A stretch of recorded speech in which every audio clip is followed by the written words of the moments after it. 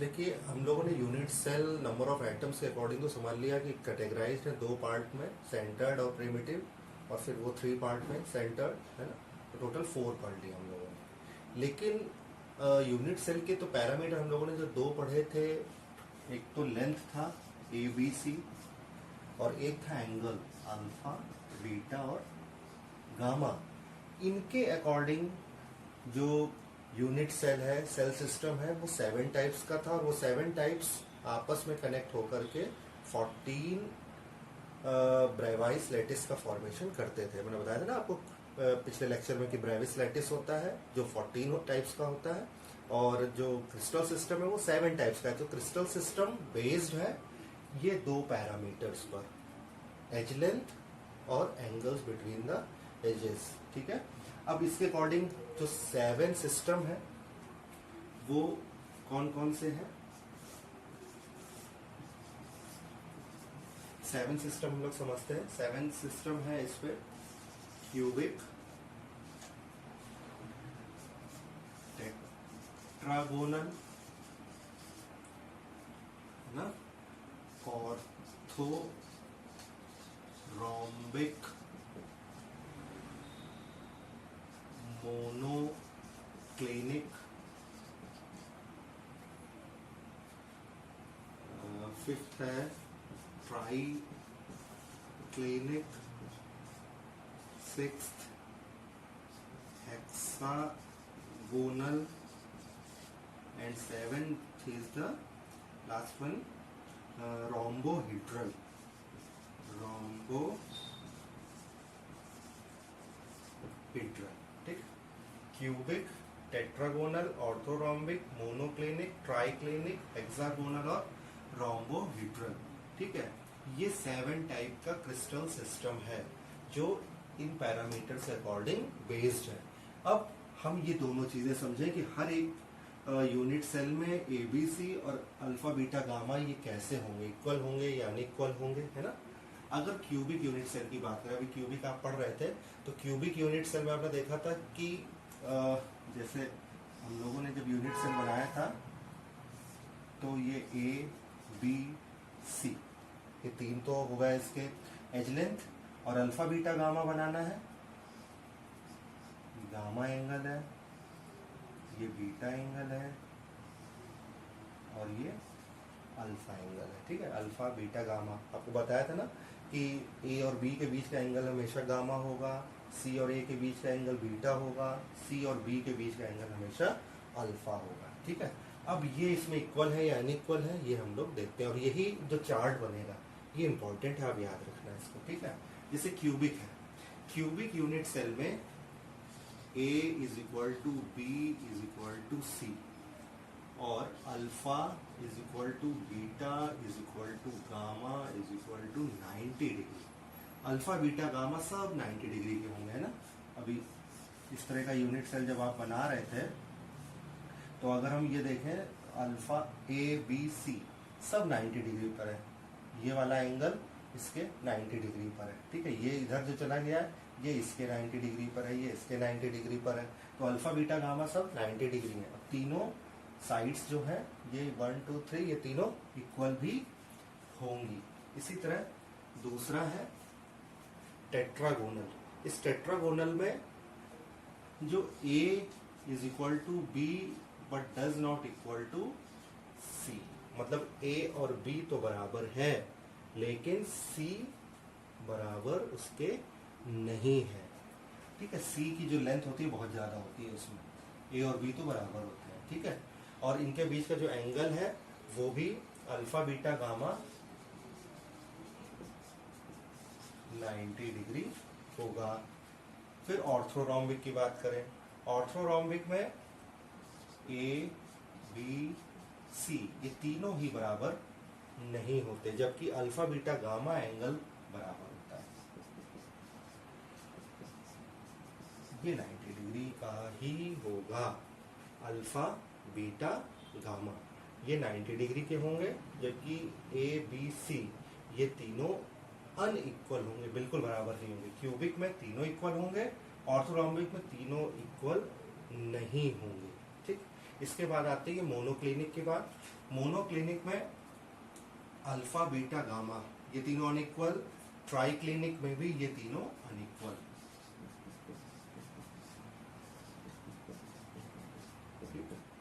बराबर नहीं होते। लेकिन जो मोनोक्लिनिक है उसमें अल्फा और गामा जो एंगल है वो 90 डिग्री का होता है। अल्फा और गामा ये दोनों एंगल कैसे होंगे? 90 डिग्री के। लेकिन ये जो बीटा है ये 90 डिग्री का नहीं होगा, ठीक। और ट्राइक्लिनिक इसमें तो अल्फा बीटा गामा ये बिल्कुल भी 90 डिग्री के, तीनों ही एंगल 90 डिग्री के नहीं होंगे। तो सबसे ज्यादा इरेगुलर कौन सा है? ट्राइक्लिनिक है। अगर आप समझे, तीनों एंगल भी बराबर नहीं है, तीनों साइड भी बराबर नहीं है ना। फिर हेक्सागोनल की बात करते हैं। अब हेक्सागोनल में साइड तो ए और बी बराबर होंगी, सी उसके इक्विवेलेंट नहीं होगा, और एंगल भी अलग अलग होंगे। ए बी के बराबर है लेकिन डज नॉट इक्वल टू सी। अगर हम ये टेट्रागोनल देखें तो वैसा ही हेक्सागोनल भी है, ए और बी बराबर है लेकिन सी इन दोनों साइड्स के इक्विवेलेंट नहीं है। इसमें अल्फा और गामा ये 90 डिग्री है, लेकिन जो बीटा है वो अल्फा और बीटा 90 डिग्री है, लेकिन जो गामा है वो 120 डिग्री, मतलब 90 डिग्री नहीं, हम ये लिख सकते हैं। तो गामा जो है वो 120 डिग्री है। इसी तरह नेक्स्ट है रोम्बोहेड्रल। रोम्बोहेड्रल में A equal to B equal to C, means तीनों साइड जो है वो तो बराबर हैं, लेकिन ये जो तीनों एंगल है अल्फा बीटा एंड गामा ये 90 डिग्री के नहीं होते। अल्फा बीटा गामा एंगल तो एक जैसे ही होंगे लेकिन वो 90 डिग्री के बस नहीं होंगे। यहाँ पर ये 90 डिग्री के हैं सब के सब, यहाँ पर ये 90 डिग्री का एंगल नहीं होगा, जबकि ए बी सी बिल्कुल इक्वल लेंथ के होंगे, लेकिन वो इस तरह से शेप्ड होंगे कि 90 डिग्री उनके बीच का एंगल नहीं होगा।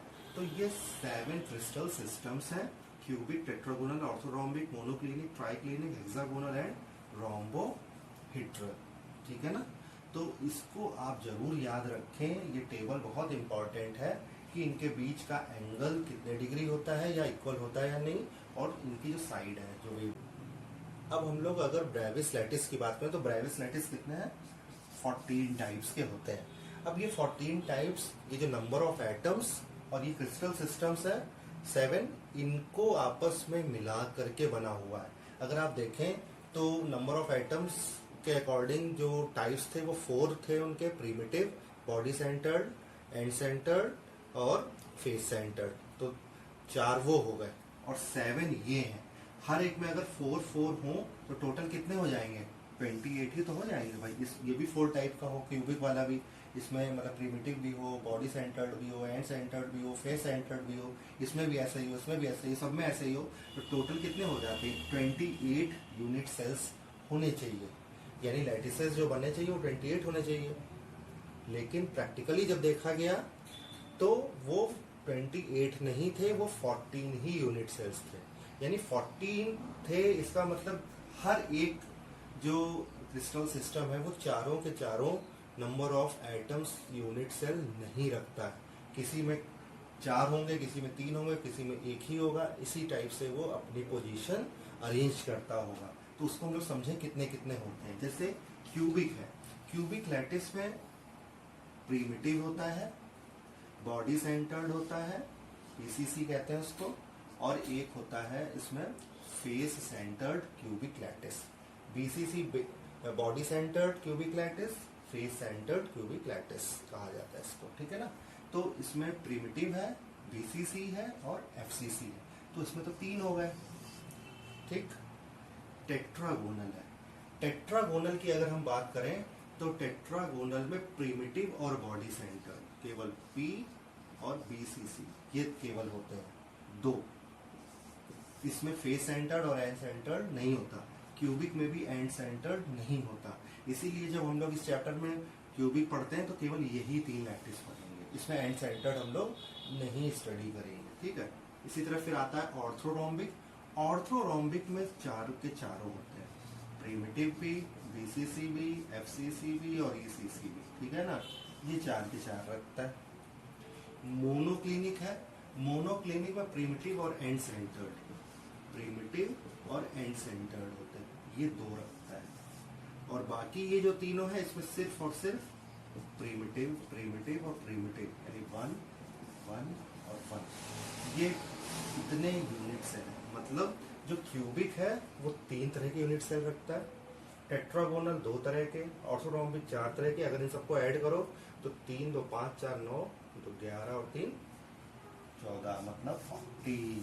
तो 14 ब्रेविस लैटिसेस होते हैं, 28 नहीं होते हैं।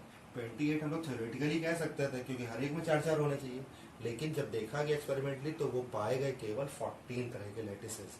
तो इसीलिए किसमें कितने होते हैं ये टर्म याद रखना, ठीक है ना। इसमें ये 3 प्रिमिटिव, प्रिमिटिव तो सभी में होगा क्योंकि कॉर्नर पर होना तो कंपलसरी है, लेकिन उसके अलावा किसमें बीसीसी है, किसमें एफसीसी है, किसमें बीसीसी अकेला है, किसमें ईसीसी अकेला है प्रिमिटिव के साथ, ये लर्न करना, ठीक है। तो ये 14 ब्रेविस लैटिसेस हैं जिन्हें आप ध्यान दीजिएगा, ठीक है। तो ये यूनिट सेल के बारे में जो था पार्ट वो यहाँ पर आपका खत्म होता है कि यूनिट सेल की डेफिनेशन क्या है, यूनिट सेल के टाइप्स क्या है। तो 2 तरह के टाइप्स हैं, कैटेगरी 2 तरह से बनाई गई थी ना, एक तो एबीसी और अल्फा बीटा गामा के अकॉर्डिंग और दूसरी केवल नंबर ऑफ एटम्स के अकॉर्डिंग, ठीक है।